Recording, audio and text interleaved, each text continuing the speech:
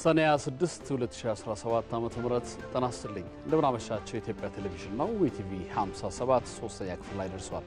ዋና ጉዳዮችን ላስተዋውቃችሁ።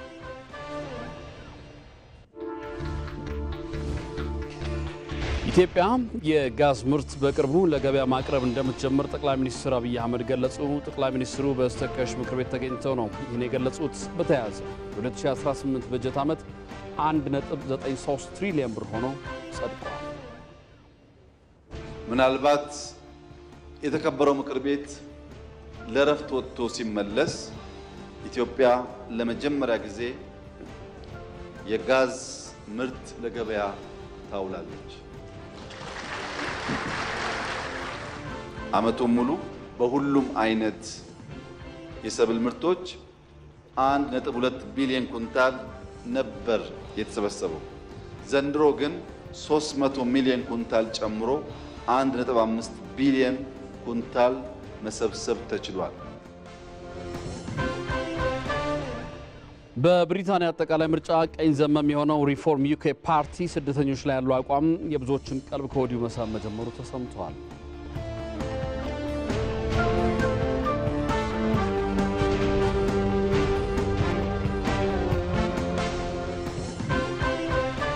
የ28 ዓመቱ ፖርቹጋላዊ ሊቨርፑል አጥቂ ዲዮጎ ጆታ ከወንድሙ ጋር በመኪና አደጋ ሕይወቱ ማለፉን የስፔን መገናኛ ብዙሃን ዘግበዋል። የሚሉት ዋና ዋናዎቹ ናቸው።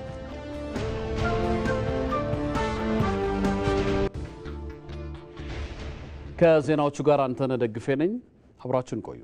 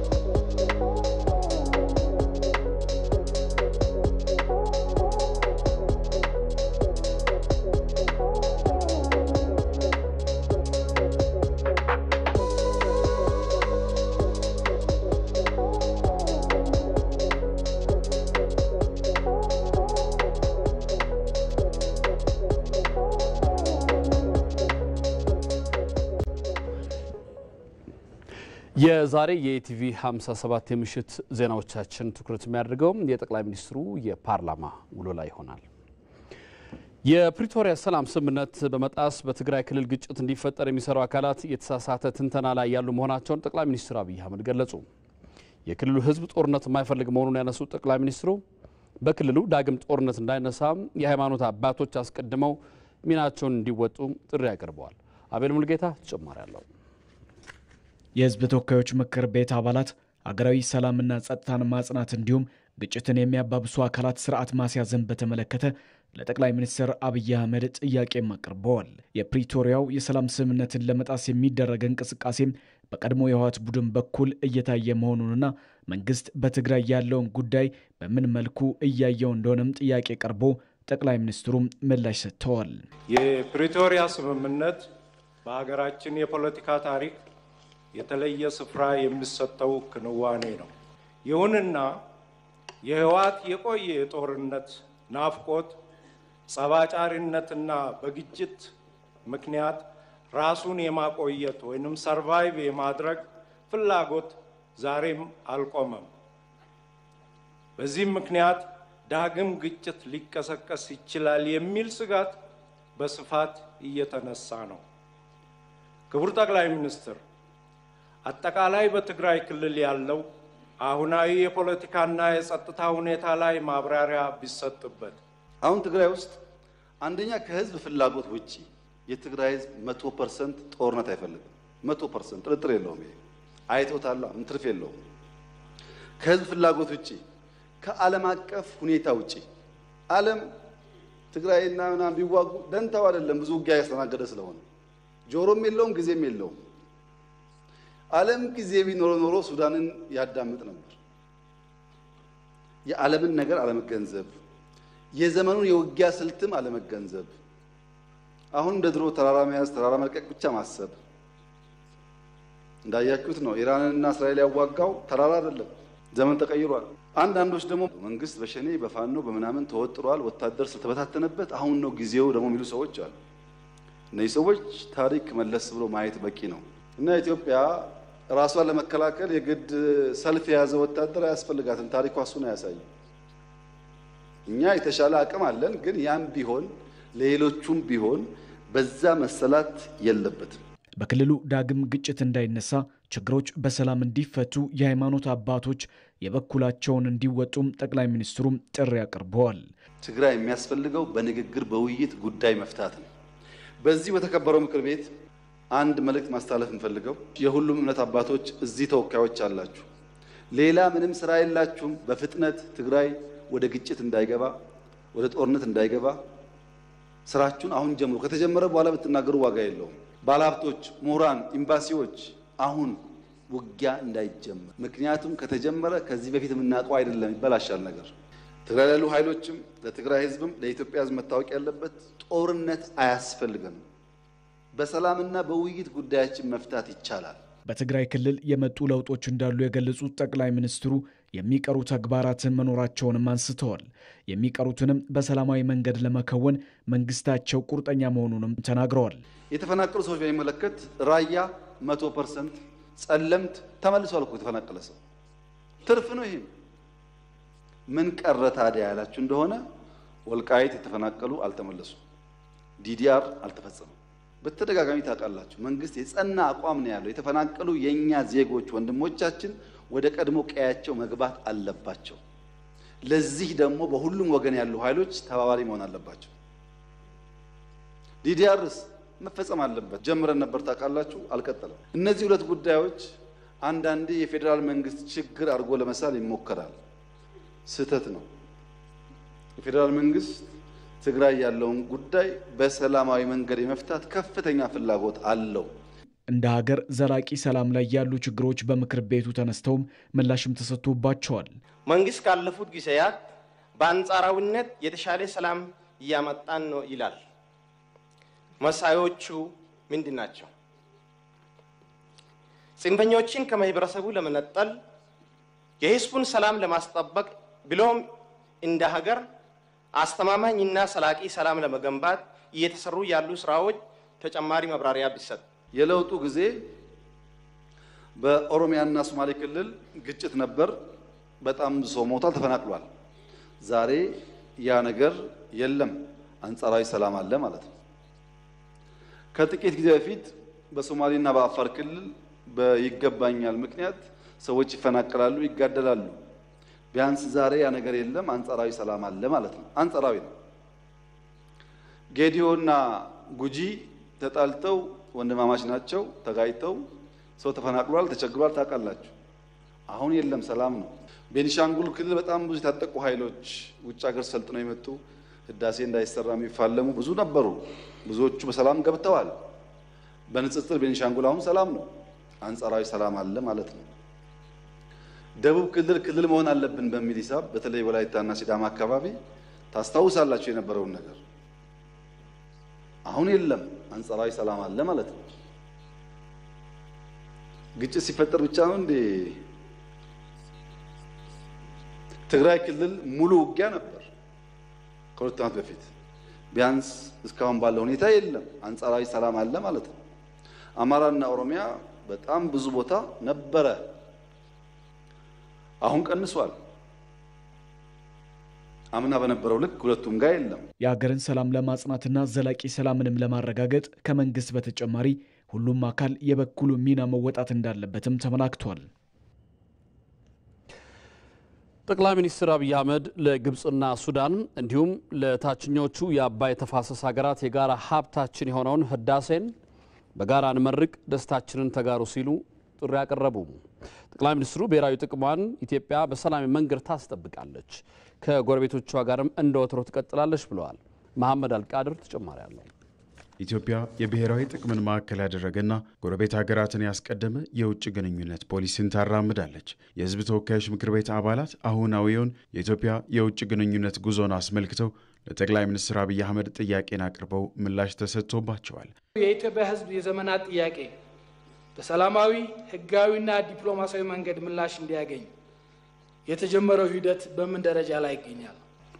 ክቡር ጠቅላይ ሚኒስትር፣ ኢትዮጵያ ከጎረቤት ሀገራት ጋር ያላት አሁናዊ ግንኙነትና ትብብርን እንዴት ይገልጹታል? በተለይም ከኤርትራ ጋር ያለው አሁናዊ ሁኔታ ላይ ማብራሪያ ቢሰጡበት። የኛን ጎረቤቶች በሚመለከት ከጎረቤት ውጭ ኢትዮጵያ ህልውና የላትም፣ ከኢትዮጵያ ውጭ ደግሞ እነሱ ህልውና የላቸው። አንዳችን ለሌላችን በጣም አስፈላጊ ነን። የኛ እምነት ልክ እንደ ግሪን ሌጋሲ ነው፣ እንደ ችግኝ ተካይ ነው። ዛሬ በእረፍት ችግኝ ተክለናል እዚህ ቦታ። ነገር ግን የዛሬ 3 ወር ወጥቼ ዛፍ አልጠብቅም ነኝ። አመት 2 አመት 3 አመት 4 አመት ቆይቶ መልካም ዘር መልካም ሲድ ከሆነ ጊዜውን ጠብቆ ዛፍ ይሆናል። በእኛና በእኛ ጎረቤቶች መካከል ያለው ኮሚኒኬሽን እንደዛ ነው። መልካም ዘር እንዘራለን። ለምሳሌ ቀይ ባህር እንነጋገር ያስፈልጋል፣ በሰላም በንግድ ስርዓት ብለን እናገራለን፣ እንተክላለን።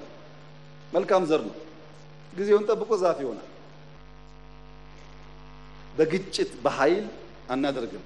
ጅቡቲ ሉዓላዊ ሀገር ናት፣ መከበር አለበት። ሶማሌ ሉዓላዊ ሀገር ናት፣ መከበር አለበት። ጥያቄ የለም። ኢትዮጵያ ሉዓላዊ ሀገር ናት። የባህር አክሰስ ካላገኘች ግን አገር መሆን አትችልም። በእነሱ ወገን ደግሞ መከበር አለበት። እሱ አብሮ ለመኖር ያለው ነገር ሰጥቶ መቀበል ነው። ጠቅላይ ሚኒስትሩ ኢትዮጵያ ከጎረቤቶቿ ጋር በጋራ የማደግ ፍላጎት ያላት መሆኑን ገልጸው ኢትዮጵያን ለማወክ የሚፈልጉ ሀገራት ግን የማይቻላቸው ነው ብለዋል።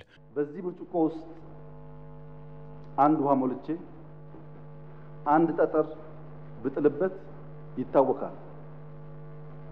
ለምን? አነስተኛ ሳይዝ ያለው ብርጭቆና የያዘው ውሃ አነስተኛ። ጣና ሄጄ አንድ ጠጠር በወረወርበት ጣና አይታወቅም። የኛ ጎረቤቶች ማወቅ ያለባቸው ኩሬና ሐይቅን መለየት ያስፈልጋል። ኢትዮጵያ በትናንሽ ጠጠር አትታወቅም፣ በትናንሽ ጠጠር አትበተንም። ኢትዮጵያ ትልቅ ባህር ናት፣ ትልቅ ሀገር ናት። ይሄን መገንዘብ ያስፈልጋል። ሲፈልጉ እንደሚያውቁ ማሰብ ጥሩ አይደለም። ኢትዮጵያ የሚያውካትን ተከላክላ መልማት ትችላለች፣ ትልቅ ናታ። ሁከቱ የሚጎዳው ኩሬዎችን ነው፣ ሐይቆችን አይደለም። የሀገራት ግንኙነት የማይጨበጥ ነው ያሉት ጠቅላይ ሚኒስትሩ ኢትዮጵያ የውጭ ግንኙነቷን በጥንቃቄ ትመራዋለችም ነው ያሉት። ዓለም ኢተገማች በሆነ መንገድ ነው እየተጓዘ ያለው። ምንም መጨበጫ የለው። ጠዋት ውጊያ፣ ከሰዓት እርቅ፣ ከሰዓት ነገ ውጊያ ነው። በዚህ ጊዜ ውስጥ እንደኛ አይነት ደሃ ሀገር ጥንቃቄ የተሞላበት ጉዞ ያስፈልገዋል። ዝም ብሎ ከሚጮኸው ጋር መጮህ አያስፈልግም። የዓለም ሁኔታ ደግሞ አክቲቭሊ መከታተል ያስፈልጋል። እዛ ውስጥ ናሽናል ጥቅም በሚያስከብር መንገድ ወዳጆቻችን ጋር ያለ ነገር በሚያዘልቅ መንገድ በጥንቃቄ አማካይ ስፍራችንን ሳንለቅ መጓዝ አለብን። ጠቅላይ ሚኒስትሩ ለታችኞቹ የአባይ ተፋሰስ ሀገራት የጋራ ሀብታችን የሆነውን ህዳሴን በጋራ እንመርቅ፣ ደስታችንን ተጋሩን ሲሉም ጥሪ አቅርበዋል። ለግብጽ መንግስት፣ ለሱዳን መንግስት እንዲሁም ለተፋሰሱ ሀገራት መንግስታት በሙሉ መስከረም ዝናብ ጋብ ሲል ህዳሴን ስናስመርቅ የደስታችን ተካፋይ እንዲሆኑ በተከበረው ምክር ቤት ፊት ግብዣ አቀርብላቸዋለሁ።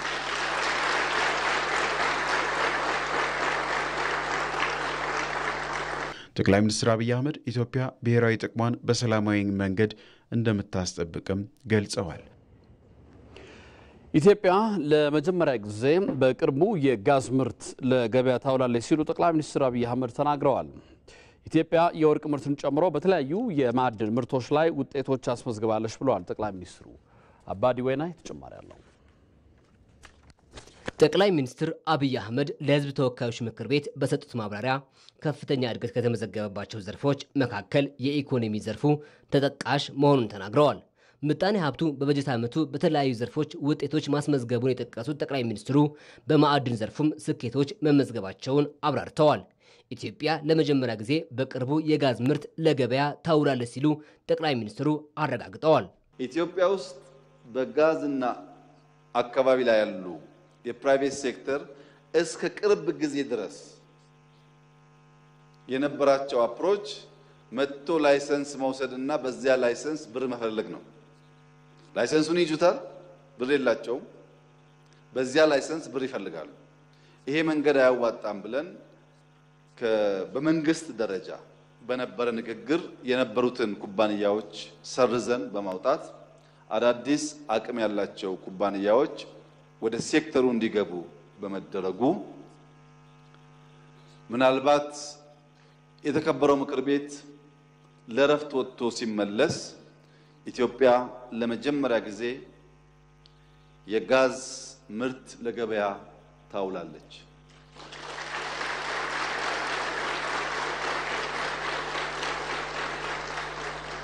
ለምን አልተነገረም እስካሁን ሳንሰማ ቆየን ለሚለው እኛ መንግስት ነን፣ ሰርቶ አዳሪ ነን እንጂ አውርቶ አዳሪ አይደለም። በሚያስፈልግ ቦታ ለህዝብ መግለጽ ያስፈልጋል። ብዙ ባንዳዎች ባሉበት ቦታ ደግሞ ደብቆ መጨረስ ያስፈልጋል እና ባንዳዎች እንዳያበላሹት ደብቀን የሰራነው የጋዝ ፕላንት ተጠናቋል። በቅርቡ በሶማሌ ክልል ስንዴና ግድብ ሳስመርቅ ያያችሁኝ ፕራይመሪ የሄድኩት ለጋዙ ስራ ነው። ለምን ሄደ እንዳትሉ ነው፣ ስንዴ ሳይ ነበረው ማለት ነው።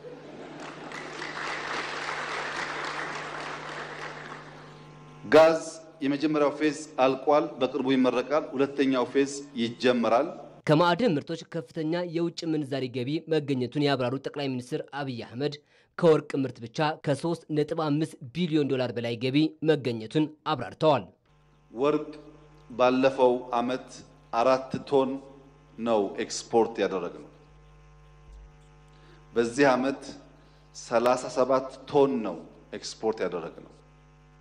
4 ስንት ጊዜ ቢባዛ ነው 37 የሚሆነው?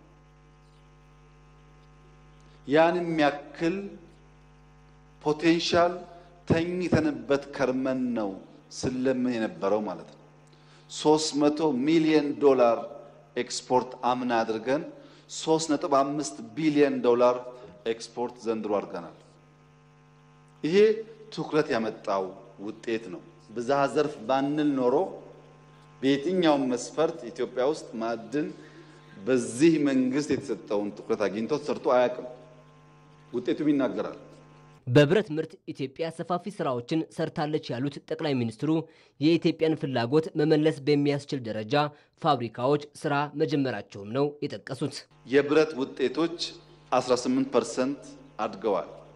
ብረት ከአይረን ኦር ከአፈሩ የማምረት አቅም ኢትዮጵያ ባትገነባም በሁሉም የብረት አይነቶች ስክራብ ከተገኘ ጨፍልቆ ለመስራት የሚያስችል አቅም ገንብታለች። አሁን የሚቀረን ዋናው ጉዳይ አይረን ኦሩን አቅልጦ ወደ ብረት የመቀየር ስራ ካልሆነ በቀር ከዚያ በኋላ ያለው ስራ ከሞላ ጎደል የኢትዮጵያን ፍላጎት መመለስ በሚያስችል ደረጃ በርካታ ፋብሪካዎች ስራ ጀምረዋል። ኢትዮጵያ በማዕድን ዘርፉ ያላትን ተጠቃሚነት ለማሳደግ ከተለያዩ አቅም ካላቸው ኩባንያዎች ጋር በትብብር እየሰራች ስለመሆኑም ተጠቅሷል። ኢትዮጵያ በቅርብ ጊዜ የማዳበሪያ ፋብሪካ እንደሚኖራት ጠቅላይ ሚኒስትር አብይ አህመድ ገልጸዋል።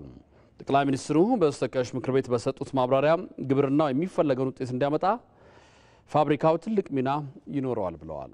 ካለፈው ዓመት ጋር ሲነጻጸር የ24.7 በመቶ ከፍ ያለ ምርት መሰብሰቡንም አብራርተዋል። ሀብታሙ ተክለስላሴ ተጨማሪ አለው። ኢትዮጵያ በማንሰራራት ዓመቷ ብዝሃ ዘርፍ ኢኮኖሚ መገንባትን ተልማ ግብርናዋን እያጠናከረች መምጣቷን ጠቅላይ ሚኒስትር አብይ አህመድ ዛሬ በሕዝብ ተወካዮች ምክር ቤት ተናግረዋል። ክፍለ ኢኮኖሚው 6 በመቶ እድገት እንዲያሳይ እቅድ ተይዞለት እንደነበር ያነሱት ጠቅላይ ሚኒስትሩ የምግብ ሉዓላዊነት፣ ከተረጅነት መላቀቅ የስኬቶቹ መነሻዎች እንደነበሩ አብራርተዋል። ኢትዮጵያ መለመን የለባትም። ልጆቿ ተክተው ሰርተው ከልመና ራሳቸውን መገላገል አለባቸው የሚለው እምነት ፍሬ እያፈራ መጥቶ በቅርቡ እንደገለጽኩት ዘንድሮ 23 ሚሊዮን ኢትዮጵያውያን ከሴፍቲኔት ተረጅነት ነፃ ወጥተዋል። ይህ የማንሰራራት ትልቁ ማሳያ የእናንተ አመራር ትልቁ ማሳያ ኢትዮጵያ ከጥገኝነት የሚገላግላት ትልቁ ማሳያ ስለሆነ ሁላችንም ኩራት ሊሰማን ይገባል። በየዓመቱ የግብርናው ምርትና ምርታማነት እየጨመረ ያልታረሰው መሬት እየታረሰ ዘንድሮ በ5.8 ሚሊዮን ሄክታር የሚታረስ መሬት እድገት የ24.7 በመቶ የምርት እድገት ልዩነት ያለው ምርት መሰብሰብ መቻሉን ጠቅላይ ሚኒስትሩ አንስተዋል። ባለፈው ዓመት ብዙ ጨምረናል ብለን 26 ሚሊዮን ሄክታር መሬት ታርሶ ነበር። በዚህኛው ዓመት ግን 31.8 ሚሊዮን ሄክታር መሬት ማረስ ተችሏል። 5.8 ሚሊዮን ሄክታር ተጨማሪ ቦታ አርሰናል ማለት ነው። በዚህ ምን አገኘን ከምርት አንጻር የተባለ እንደሆነ ባለፈው ዓመት በጥቅሉ 1.2 ቢሊዮን ኩንታል ምርት ነው ኢትዮጵያ የሰበሰበችው። ዘንድሮ ግን 300 ሚሊዮን ኩንታል ጨምሮ 1.5 ቢሊዮን ኩንታል መሰብሰብ ተችሏል። ጠቅላይ ሚኒስትሩ በንግግራቸው የተመዘገበው ለውጥ በተጀመረው የመስኖ ስራ በተሰሩና እየተሰሩ ባሉ ግድቦች እንዲሁም ግብርናውን ለማዘመን በሺ የሚቆጠሩ ትራክተር፣ ኮምባይነርና ፓምፖች ለአርሶ አደሩ እየደረሱ በመሆናቸው መሆኑን አብራርተዋል። እያደገ የመጣው ልምምድ የመንግስት ትኩረት ውጤት መሆኑን ነው ጠቅላይ ሚኒስትሩ የገለጹት። ትራክተር፣ ፓምፕ የምንገዛው ገንዘብ አሎኬት አድርገን ነው። መሬት የምናርሰው የግብርና ኤክስቴንሽን ሙያተኞች በእያንዳንዱ የአርሶ አደር ማሳ ላይ ቀን ከሌት እየፈጉ ነው። ሞቅ የሚሉ አካባቢዎች ማታ በፓውዛ በትራክተር የሚያርሱባቸው አካባቢዎች አሉ። በርካታ ቪዲዮዎች ይላኩልኛል። አዳዲስ ልምምዶች አሉ። ሌማትን እንኳን እንደ ማሳያ ብንወስድ ኢትዮጵያ ለመጀመሪያ ጊዜ ግራንድ ፓረንት የሚባል ነገር በዶሮ ምርት ውስጥ የጀመረችበት በብዙ ቁጥር የእንቁላል ምርት ያደገበት የወተት ምርት ያደገበት በአርቲፊሻል ኢንሰሚኔሽን እየተስፋፋ ያለው የላሞች የማራባት ዘዬ በሰው 66 ሊትር የነበረውን የወተት ፍጆታ ወደ 88 ከፍ አድርጎታል። በማር በአሳ ከፍተኛ ለውጦች አሉ።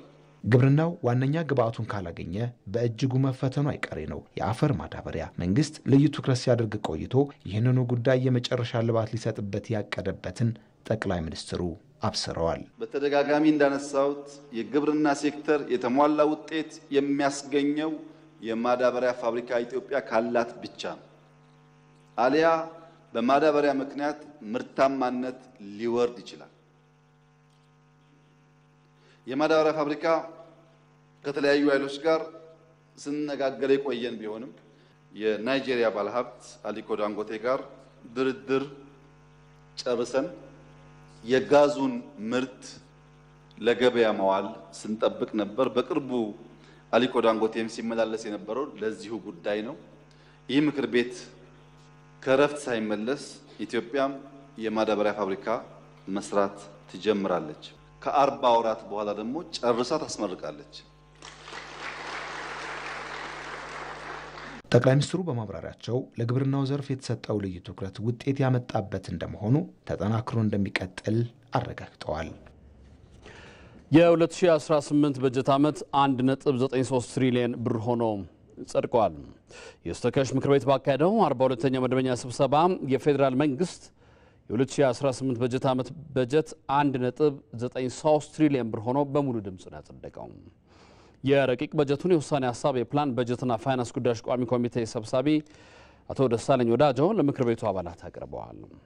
ከ2018 በጀት 1.2 ትሪሊዮን ብር ለመደበኛ ወጪ፣ 415 ቢሊዮን ብር ለካፒታል ወጪ፣ 315 ቢሊዮን ብር ለክልል መንግስታት ድጋፍ እንዲሁም 14 ቢሊዮን ብር ለክልሎች የዘላቂ ልማት ግቦች ማስፈጸሚያ ድጋፍ የሚሉ መሆኑ ተገልጿል።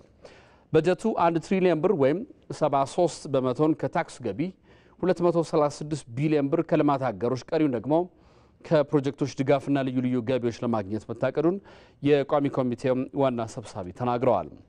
በረቂቅ በጀቱ ከጥቅል ሀገራዊ ምርት አንጻር ያልተጣራ የበጀት ጉድለት 2.2 በመቶ እንዲሁም የተጣራ በጀት ጉድለት 1 በመቶ መሆኑም ተገልጿል። መንግስት የበጀት ጉድለቱን በቀጥታ ከብሔራዊ ባንክ ብድር በመውሰድ ሳይሆን በግምጃ ቤት ሰነድ ሽያጭ እንደሚሸፍነው ነው የተጠቆመው። ጥብቅ የገንዘብና የበጀት ፖሊሲን በመከተል የመንግስት ወጪን በሀገራዊ ገቢ ለመሸፈን ትኩረት መሰጠቱንም የቋሚ ኮሚቴ ዋና ሰብሳቢ አቶ ደሳለኝ ወዳጆ ተናግረዋል። የ2018 በጀት የተሟላ ማክሮ ኢኮኖሚ ማሻሻያና የ10 ዓመቱን መሪ ልማት እቅድ ታሳቢ ባደረገ መልኩ የተዘጋጀ መሆኑን ያሳወሱት ዋና ሰብሳቢው በጀቱ ከፍተኛውን ድርሻ የሚሸፍነው ከግብር ከሚሰበሰበው በመሆኑ ግብር ከፋዮች በታማኝነት ግብራቸውን በመክፈል ለሀገሪቱ ሁለንተናዊ እድገት የድርሻቸውን እንዲወጡ ጠይቀዋል።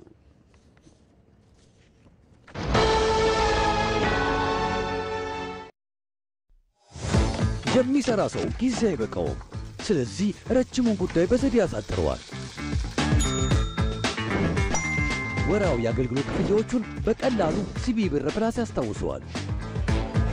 ታታሪዋ ወጣት ቀኑ ይብቃቃላታል። የትምህርት ቤት ክፍያዋን ለመክፈል ሲቢ ብር ፕላስ ፍጥነት ያላብሳታል። ለፈጠነ አንድ ጉዳይ በስራ የተጠመደው ያሳትና የኮንዶሚኒየም ብድር ክፍያውን የሚፈጽመው በሲቢ ብር ፕላስ ነው። ግብር ለመክፈል መውጣት መውረድ ቀረ።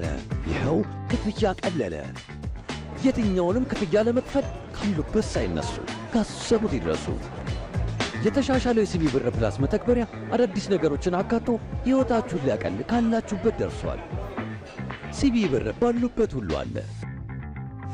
የኢትዮጵያ ንግድ ባንክ ሁሌም የሚተማመኑበት ባንክ።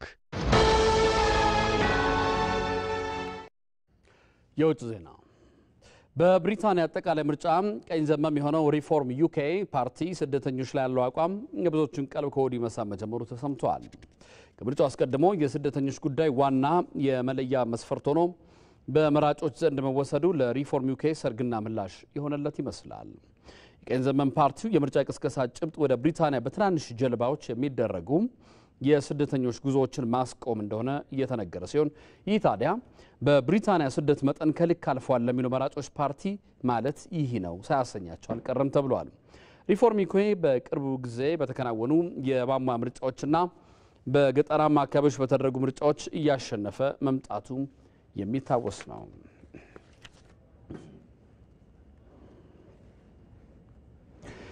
የ28 ዓመቱ ፖርቹጋላዊ የሊቨርፑል አጥቂ ዲዮጎ ጆታ ከወንድሙ ጋር በመኪና አደጋ ሕይወቱ ማለፉን የስፔን መገናኛ ብዙሃን ዘግበዋል። በአውሮፓውያኑ 2020 ከወልቭስ በ40 ሚሊዮን ፓውንድ ለሊቨርፑል የፈረመው ጆታ በሰሜን ምዕራብ ስፔን ባጋጠመው አደጋ ሕይወቱ ማለፉን የተነገረው። ጆታ ከቀናት በፊት ነበር ከረጅም ጊዜ ፍቅር ጓደኛው ሩት ካርዶስ ጋር ትዳር የፈጸመው። ጥንዶቹ 3 ልጆችንም አፍርተዋል።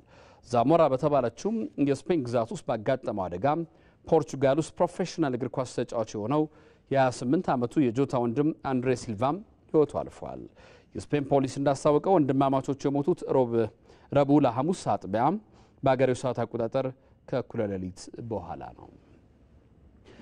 ኢቲቪ 57 አብቅቷል። ስለተከታተላችሁ እናመሰግናለን። ከዜናዎቹ ጋር አንተነህ ደግፍ የነበርኩ። ክቡራን ተመልካቾቻችን ጠቅላይ ሚኒስትር አብይ አህመድ ለተወካዮች ምክር ቤት አባላት የሰጡትን ምላሽና ማብራሪያ ሙሉን አሁን ይቀርባል፣ እንድትከታተሉ እንጋብዛለን።